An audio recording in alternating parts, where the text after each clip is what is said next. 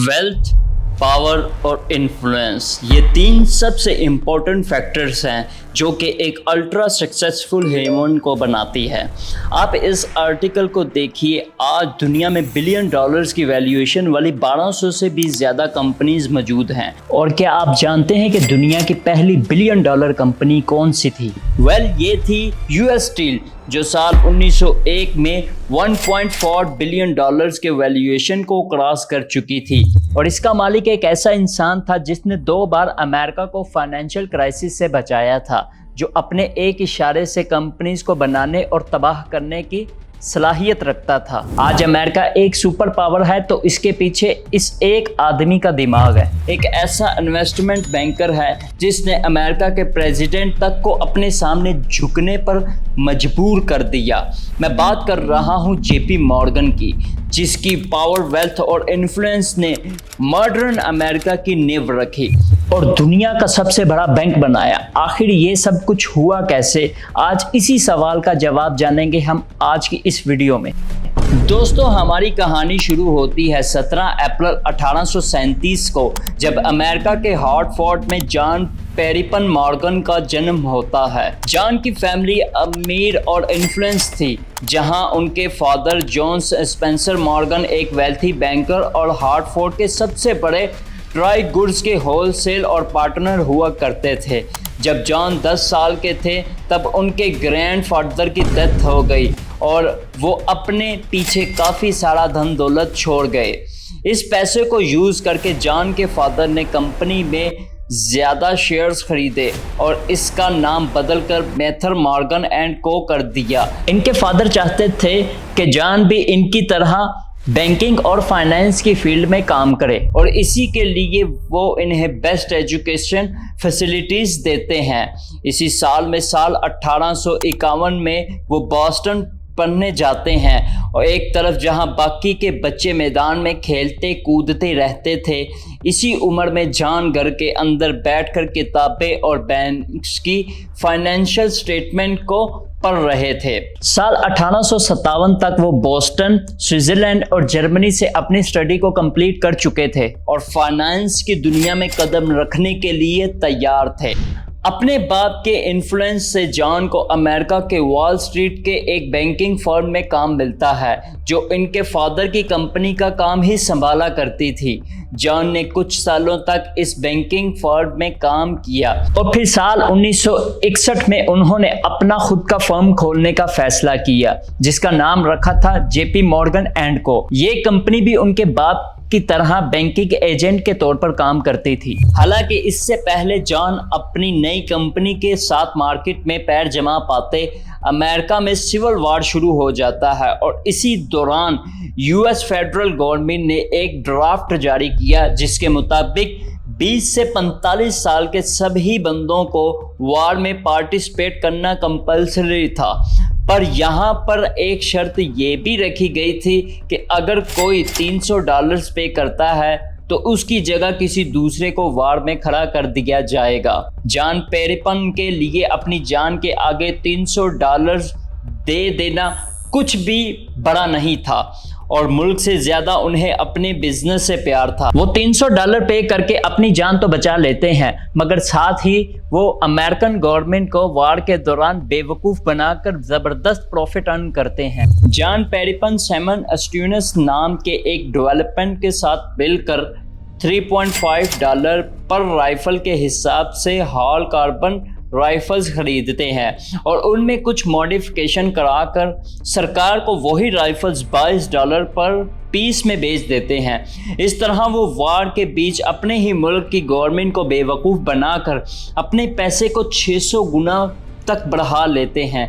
John की ज़िंदगी में एक और माइलस्टोन आता है जब उनकी शादी एमिलिया स्ट्रेटेजिस से होती है। जॉन और एमिलिया 2 साल से साथ में थे, पर शादी के वक्त एमिलिया ट्यूबरक्लोसिस से लड़ रही थी।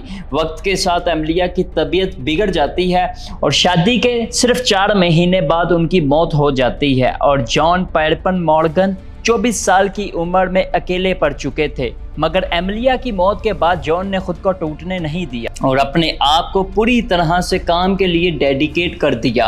दोस्तों, साल 1871 में जॉन के सामने एक ज़बरदस्त अपॉर्चुनिटी दस्तक देती है जब उनकी मुलाकात फिलाडेल्फिया के एक फाइनेंसर एंथनी जोसेफ ड्रेक्सल से होती है। दोनों मिलकर ड्रेक्सल मॉर्गन एंड को नाम का एक फाइनेंशियल इंस्टीट्यूशन शुरू करते हैं जो बाद में चलकर जेपी मॉर्गन एंड को बना और आज ये जेपी मॉर्गन चीज़ के नाम से जाना जाता है जो मार्केट कैपिटलाइजेशन पर दुनिया का सबसे बड़ा बैंक है। दोस्तों, जेपी मॉर्गन के अभी तक के कैरियर की बात की जाए तो वो अभी तक अपने बाप के बिजनेस के साथ ही जुड़े रहे थे। फाइनेंशियल वॉर में अपनी जान पहचान के दम पर वो वेल्थी इन्वेस्टर्स को ऐसे बिजनेसमैन से मिलाते जिनके पास विजन तो था पर पैसे की कमी थी और इसी बीच वो एक अच्छी खासी कमीशन अर्न कर जाते थे। सालों की मेहनत के बाद जेपी मॉर्गन ने अपने पास अच्छे खासे पैसे जमा कर लिए और बड़े बड़े प्रोजेक्ट्स में इन्वेस्ट करना शुरू कर दिया। ऐसा ही एक प्रोजेक्ट था American rail board system. America में इंडस्ट्री ग्रोथ अपने पीक पर था और ट्रांसपोर्टेशन को इजी बनाने के लिए रेल नेटवर्क को तेज़ी से एक्सपेंड किया जा रहा था। जेपी मॉर्गन को यहाँ एक ऐसी अपॉर्चुनिटी नज़र आती है जो बस उनकी लाइफ ही नहीं बल्कि पूरे अमेरिका की किस्मत बदलने वाली थी। दरअसल इस वक्त अमेरिका में मेनली 3 सेक्टर डोमिनेट कर रहे थे, ऑयल, स्टील और रेल बोर्ड। ऑयल के सारी मार्केट पर जॉन डी रॉकफेलर की मोनोपोली थी तो स्टील मार्केट को एंड्रियो कार्नेगी डोमिनेट कर रहे थे। इन दोनों पर भी दोस्तों हम वीडियोस बनाएंगे, पर रेल बोर्ड में ऐसी कोई भी मोनोपोली एग्जिस्ट नहीं करती थी। इस सेक्टर में कई सारी छोटी छोटी कंपनीज थी जिन्हें एक दूसरे से कंपीट करने और ज़्यादा से ज़्यादा कस्टमर को अट्रैक्ट करने के लिए अपने प्रॉफिट मार्जिन को हेविली कट करना पड़ता था। यहाँ पर जेपी मॉर्गन ने अपने गजब का दिमाग लगाया और इन छोटी छोटी कंपनीज में इन्वेस्ट करके उन्होंने इस कंपनीज की मैनेजमेंट को बेहतर किया और बोर्ड ऑफ डायरेक्टर की पावर का यूज़ करते हुए इन सारी कंपनीज को एक दूसरे के साथ मर्ज कर दिया। इससे मार्केट रेल रोड सेक्टर की कंपनीज काफ़ी कम हो गई और जेपी मॉर्गन की कंपनीज रॉयल्स को लेकर अपने मनमानी चलाने लगी। अब क्योंकि JP Morgan rail board sector पर काफ़ी हद तक मोनोपोली कर चुके थे, इससे यूरोपियन इन्वेस्टर का एतमाद अमेरिकन रेल बोर्ड की तरफ बढ़ा और इस इंडस्ट्री में स्टेबिलिटी आ गई। एक तरफ जहां इस वक्त के ज़्यादातर इन्वेस्टर्स किसी कंपनी में इन्वेस्ट करने के बाद आराम से बैठकर अपना पैसा मल्टीप्लाई करना प्रेफर करते थे, वहीं जेपी मॉर्गन की सोच इससे बिल्कुल अलग थी। वो जिस भी कंपनी में इन्वेस्ट करते थे उस पर कंप्लीट कंट्रोल जमाने की कोशिश करते थे। जेपी मॉर्गन ने अपनी स्ट्रेटजी को इम्प्लीमेंट करते हुए रेल बोर्ड प्रोजेक्ट्स में इन्वेस्ट करना जारी रखा और लगातार अपनी वेल्थ को बढ़ाते चले गए। साल 1879 में जेपी मॉर्गन ने नॉर्दर्न पैसिफिक रेल बोर्ड में $40 मिलियन के इन्वेस्ट किए, जिसके साथ अमेरिकन के 1/3 रेल बोर्ड नेटवर्क पर अब उनका राज था। अब दोस्तों, ये कितनी बड़ी बात है आप इसे इस ट्रेड से समझ सकते हो कि उस वक्त अमेरिकन स्टॉक मार्केट का 60% मार्केट कैपिटलाइजेशन रेल बोर्ड पर ही डिपेंड करता था। ये वो दौर था जब अमेरिका के इकॉनमी तेज़ी से ग्रो कर रही थी और इस मुल्क के बिजनेस बेलगाम घोड़ों की तरह दौड़ रहे थे। पर साल 1893 में इस पर एक तगड़ा सा ब्रेक लगता है। यूएसए इकॉनमी डिप्रेशन में चली जाती है और फॉरेन इन्वेस्टर अमेरिकन बॉन्ड्स को गोल्ड में बदलकर विड्रॉ करना शुरू कर देते हैं। इससे एकदम से अमेरिका स्टॉक मार्केट क्रैश होने लगा और बिजनेस के बाद एक बंद होने लगे। अब दोस्तों, अमेरिकन गवर्नमेंट ने इस सिचुएशन से निपटने के लिए $100 मिलियन वर्थ का फंड बनाया हुआ था, पर साल 1895 आते आते ये सिर्फ $9 मिलियन रह गया। ये अमेरिकन हिस्ट्री का सबसे ख़तरनाक डिप्रेशन था और अमेरिकन गवर्नमेंट अपने हाथ अब खड़े कर चुकी थी। इस सिचुएशन में JP Morgan president grow Cleveland से मिलने वाशिंगटन पहुंचते हैं और इन्हें डिप्रेशन से निकलने का मास्टर प्लान बताते हैं। उनका प्लान था कि वो अपने साथी इन्वेस्टर बैंकर के जरिए मिलकर एक कारोबार बनाएंगे जो $3.5 मिलियन ऑन्सेस गोल्ड के बदले में अमेरिकन गवर्नमेंट से $65 मिलियन के गोल्ड बॉन्ड खरीदेंगे। क्लीवलैंड के पास जेपी मॉर्गन की बात मानने के अलावा कोई और चारा नहीं था और उन्होंने इस डॉक्यूमेंट पर साइन कर दिया। दोस्तों, सिर्फ 22 मिनट के अंदर सारे गोल्ड बॉन्ड खरीद लिए गए और इकोनॉमी में पैसा आते ही फॉरेन इन्वेस्टर का ट्रस्ट वापस लौटने लगा।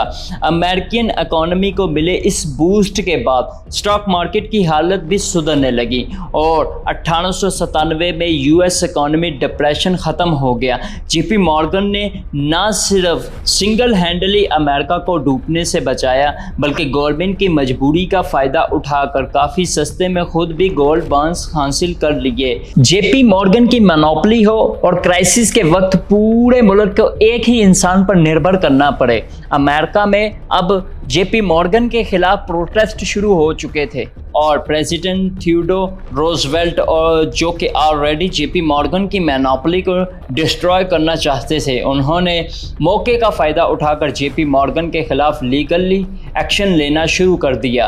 इन्वेस्टिगेशन एजेंसीज को जेपी मॉर्गन के पीछे छोड़ दिया गया, जिन्होंने रेल बोर्ड के कंस्ट्रक्शंस के दौरान कई फाइनेंशियल लूप होल्स को डिस्कवर किया।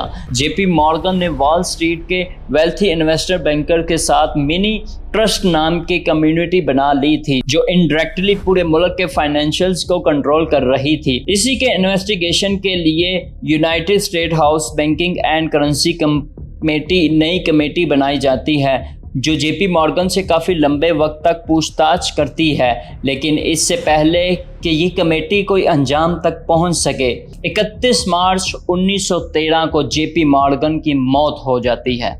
दोस्तों, बात करें जेपी मॉर्गन की नेटवर्थ की तो ये आज के हिसाब से करीबन $25 बिलियन की थी। जेपी मॉर्गन की कंपनी जेपी मॉर्गन एंड को साल 2000 में चीज बैंक के साथ मर्ज हो गई और आज ये फाइनेंशियल इंस्टीट्यूशन $3 ट्रिलियन की एसेट को मैनेज कर रहा है, जो जेपी मॉर्गन चीज को मार्केट कैपिटलाइजेशन के नाम पर दुनिया का सबसे बड़ा बैंक बनाता है। किसी के लिए जेपी मॉर्गन हीरो थे तो किसी के लिए बहुत ही बड़े विलन। दोस्तों, जेपी मॉर्गन की स्टोरी सुनने के बाद आपको कैसा लगा?